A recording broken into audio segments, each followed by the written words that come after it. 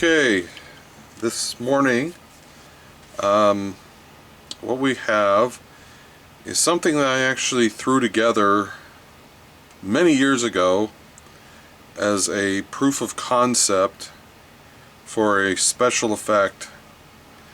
It was my, well, not entirely my design, but some ideas that I had found on the internet for replicating the lighting effect seen in Pirates of the Caribbean and the Indiana Jones rides. When you're waiting in line at Pirates of the Caribbean, there's lanterns on the wall that flicker, and they do it in a pretty realistic manner. And there's also when you're on the Indiana Jones ride, there is a part where you can hear that there's a generator running, and that it's not doing very well, and so the lights are flickering on and off and whatever. And I've done some research over the years trying to replicate it, and a lot of people have suggested using these little tea lights. Don't know if we can see that here. That flicker. But the flicker effect on these is, it's kind of, it doesn't ramp up and down, it's not smooth, and it's not exactly random. It's kind of pseudo-random. And some people have recommended using the starters from old fluorescent lights, and that does kind of work, but the lights the starters wear out, and once again it doesn't do quite as smooth of an effect, and it's not very adjustable. So the way this works is that we have a wire coming in, and it goes to an outlet. I just installed a dual ganged outlet in here. One side of the outlet goes to one of the old-fashioned flickering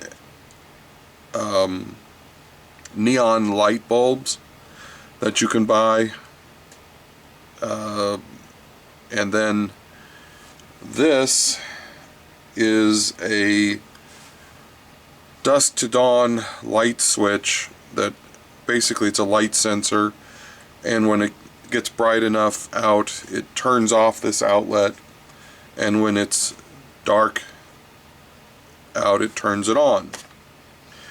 It's not an instantaneous thing, and so the light going on and off is over a long period of time, the power going to the outlet will slowly ramp up.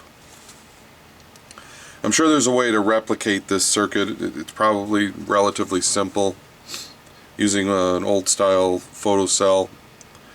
And this goes to this outlet. This is a single gang outlet, and that goes to a light. This is a 40-watt light bulb. So there's a piece of card paper, and it has a slit cut into it that's not, it's shaped basically like a long V. And it took a bit of experimenting for me to come up with the right placement of this for the placement of this bulb, which you can see is just kind of hot glued in place just to hold it still. There is some adjustment you can do to this. You can rotate the bulb a little bit. You can move the cards around. You can try putting in a filter. I think if I was to seriously want to use this, I would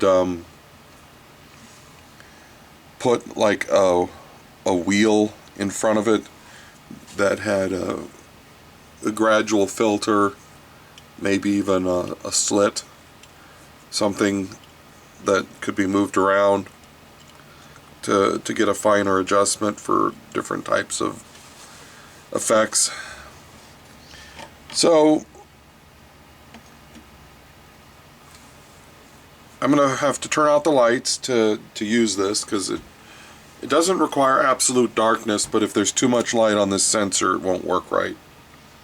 So let's turn out some lights, and let's plug it in.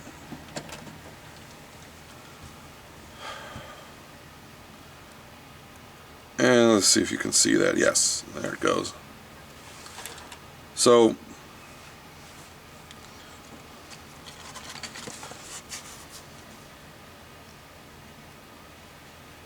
as you can see, as the light bulb in there flickers, so does this light bulb.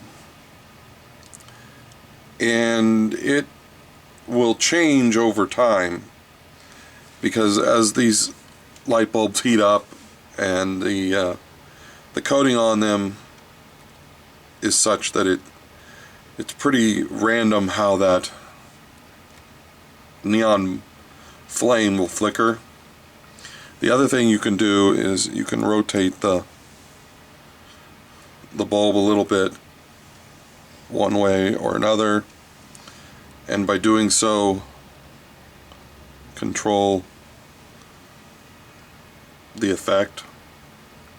So you see in that orientation it flickers more than that, and just a slight turn changed the flickering effect.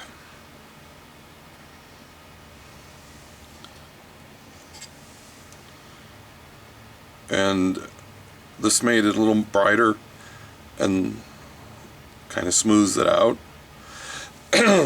Excuse my voice, I'm recovering from cold or something. Anyways, the whole thing, I mean, the only things I really bought when I built this was this, the light bulb, and I think this was something that I bought at a junk store, single outlet.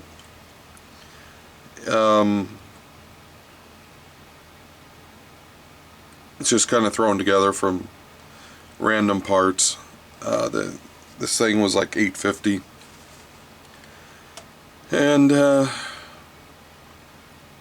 think that's it. Later.